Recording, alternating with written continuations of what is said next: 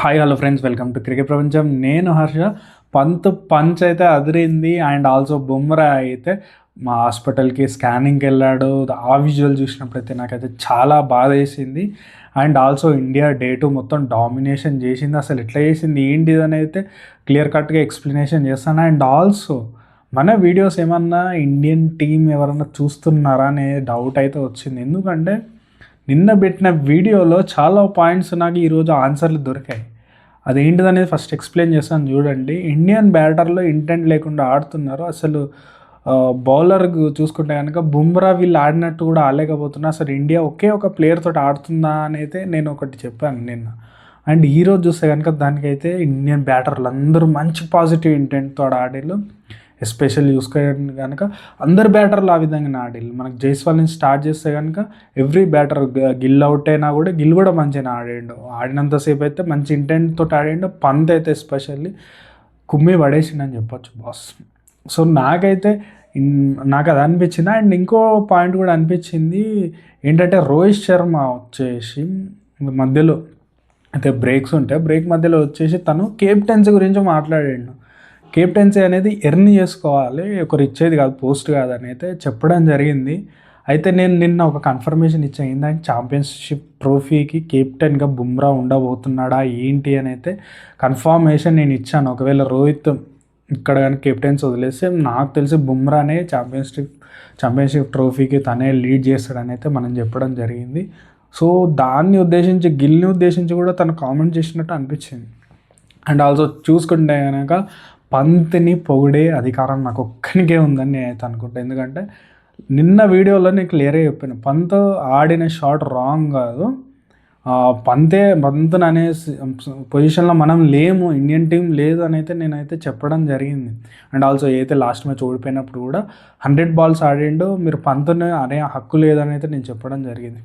So మళ్ళీ దానికి కూడా ఆన్సర్ ఈరోజు వచ్చేసింది. సో ఈరోజు పంత్ అలా ఆ విధంగా ఆడిన తర్వాత మనం పొగడకుండా ఎందుకుంటాం? ఫ్యాంటాస్టిక్ పంత్ అని చెప్పాలి. పంత్ ఆడిన ఇన్నింగ్స్ అద్భుతం. బౌలాండ్ని ఫస్ట్ బాల్ 6 కొట్టి తన ఇంటెన్షన్ చూపించేసిండు రాగానే. బాస్ నువ్వు బౌలర్గా ఇంకోటిగా, బట్ నేనైతే నిన్ను కొట్టకుండా ఊకోనని ఫస్ట్ బాలే కొట్టి పడేసి, నాకు తెలిసి లీడ్ వచ్చేసి బుమ్రా దగ్గర నుంచి తీసుకున్నాడు అనిపించింది. ఎందుకంటే తను కూడా సేమ్ ఆ విధంగా ఆడి బౌలాండ్ని 2 4 కొట్టిండు. సేమ్ పంత్ చూసుకుంటే కూడా సేమ్ ఆ విధంగానే స్టార్ట్ చేసిండు. 31 బాల్స్లో 33 బాల్స్లో 60 కొట్టేసాడు 200 స్ట్రైక్ రేట్ తోటి. ఆడినంతసేపు అద్భుతంగా అనిపించింది. అవుట్ అయినాక కూడా కొంతమంది ఫ్యాన్స్ అంటారు, ఆ షాట్ ఆడకుండా, అరే ఆ షాట్ ఆడితేనే, ఇట్లా షార్ట్స్ ఆడితేనే కదా తను 60 కొట్టింది. సో ఇండియా ఒక సిచ్యువేషన్లో డౌన్ ఉన్న స్టేజ్లో అప్ వచ్చిందని చెప్పొచ్చు. స్టార్ట్ అయితే కనుక ఆస్ట్రేలియా 1 వికెట్ లాస్ తోటి వచ్చినారు. బట్ బుమ్రా వేసిన ఇన్నింగ్స్ చూసుకుంటే కనుక అద్భుతంగా 10 ఓవర్స్ వేసాడని చెప్పొచ్చు. తనకు కూడా వికెట్ దొరికింది. బట్ సిరాజ్ అయితే లాస్ట్ మ్యాచ్ నుంచి మంచి రిథంలో ఉన్నాడు. సిరాజ్కి 2 వికెట్లు పట్ట తీసి పడేసిండు. మనం చూసుకుంటే స్మిత్ని అవుట్ చేసిండు. And I think Labuschagne and హెడ్ని అదే ఒక్కటే ఓవర్లో అవుట్ చేసి పడేసిండు. ప్రసిద్ధ్ కృష్ణ అయితే అద్భుతంగా బౌలింగ్ వేసిండని చెప్పొచ్చు. తనకి 3 వికెట్లు వచ్చినాయి. అండ్ ఆల్సో చూసుకుంటే కనుక నితీష్ కుమార్ రెడ్డి కూడా అద్భుతంగా వేసాడు. కమిన్స్ని అవుట్ చేసిండు, అది కూడా బాగా అనిపించింది. లాస్ట్లో సిరాజ్ బౌలర్ని అవుట్ చేసేసి 4 రన్స్ లీడ్లో ఇండియా ఉంది. నేను ఆల్రెడీ చెప్పాను, మనకు పర్త్ మ్యాచ్ ఏదైతే ఉందో అదే రిపీట్ అవుతూ వస్తున్నట్టుంది. ఈ మ్యాచ్లో కూడా సిమిలారిటీస్ ఉన్నాయని లాస్ట్ వీడియోలో చెప్పడం జరిగింది. ఇక్కడ కూడా సేమ్ ఆ విధంగా జరిగింది. ఇండియా ఫస్ట్ మళ్ళీ బ్యాటింగ్కి వచ్చి జైస్వాల్ ఫస్ట్ ఓవర్లోనే 4 ఫోర్స్ కొట్టిండు. మంచి ఇంటెంట్ కనిపించింది. కేఎల్ రాహుల్ మంచి ఇంటెంట్ కనిపించింది. వెంటనే బౌలర్ని తీసుకొచ్చిండు కమిన్స్. అక్కడ చూసుకుంటే కనుక కొద్దిగా మిక్స్ చేస్తూ బౌలింగ్ వేసిండు. ఒకటి కొద్దిగా షార్ట్ పిచ్ చేస్తున్నాడు, నెక్స్ట్ బాల్ వచ్చేసి ఫుల్లర్ లెంత్కి వేసినప్పుడు దొరికిపోయారు ఇద్దరు, కేఎల్ రాహుల్ అండ్ మనకు జైస్వాల్ ఇద్దరు దొరికిపోయినారు. దాని తర్వాత విరాట్ కోహ్లీ కూడా దొరికిపోయాడని చెప్పొచ్చు. గిల్ ఓకే పాజిటివ్ షాట్ అని చెప్పొచ్చు.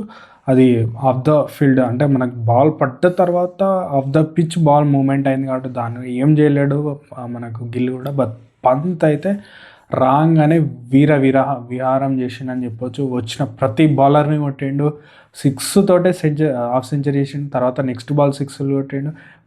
మన పంత్ ఆడిన ఇన్నింగ్స్ చూసిన తర్వాత అయితే మంచిగా మజా అయితే వచ్చింది. డే మొత్తానికైతే నాకైతే అనిపించింది. అండ్ డే అండ్ డేసరికి అయితే జడేజా అండ్ మనకి వాషింగ్టన్ సుందర్ క్రీజ్లో ఉన్నారు. సో ఇండియా ఇక్కడ చూసుకుంటే 140 లీడ్ ఏమి ఉన్నట్టుంది. సో నెక్స్ట్ డేకి మనం చూసుకుంటే థర్డ్ డే రోజు ఎంత ఎక్కువ రన్స్ అయితే అంత 200+ లీడ్ ఖచ్చితంగా చేయాలి. చేస్తే ఇండియా ఈ మ్యాచ్లో కంబ్యాక్ ఇచ్చే అవకాశం ఉంది.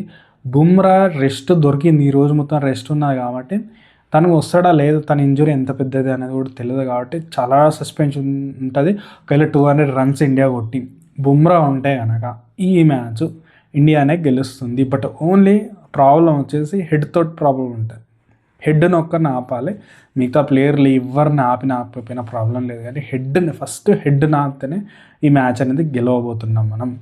సో ఇది వీడియో నచ్చితే కనుక ఖచ్చితంగా లైక్, షేర్, సబ్స్క్రైబ్ చేయండి. అండ్ ఆల్సో నా వీడియోలో మీకు నచ్చని పాయింట్ని మెన్షన్ చేస్తే కనుక నేను ఇంప్రూవ్ అవ్వడానికి అది హెల్ప్ అవుతుంది. మీ వీడియో మొత్తం చూస్తే కనుక ఖచ్చితంగా లైక్, షేర్, సబ్స్క్రైబ్ చేసుకొని సపోర్ట్ చేయండి. నచ్చితే, నచ్చకపోతే కానీ ఖచ్చితంగా కామెంట్ రూపంలో చెప్తే కనుక నేను ఇంప్రూవ్ అవ్వడానికి మీరు హెల్ప్ చేసిన వాళ్ళు అవుతారు. అదొక్క హెల్ప్ కోరుకుంటా. మీకు నచ్చిన విషయం చెప్పకపోయినా ప్రాబ్లం లేదు, కానీ నచ్చని విషయాన్ని అయితే ఖచ్చితంగా చెప్తే కనుక నాకు కొద్దిగా హెల్ప్ అవుతుంది అయితే నేనైతే అడుగుతున్నాను. ఇది వీడియో నచ్చితే కనుక లైక్, షేర్, సబ్స్క్రైబ్ అయితే చేసుకోండి. Thank you.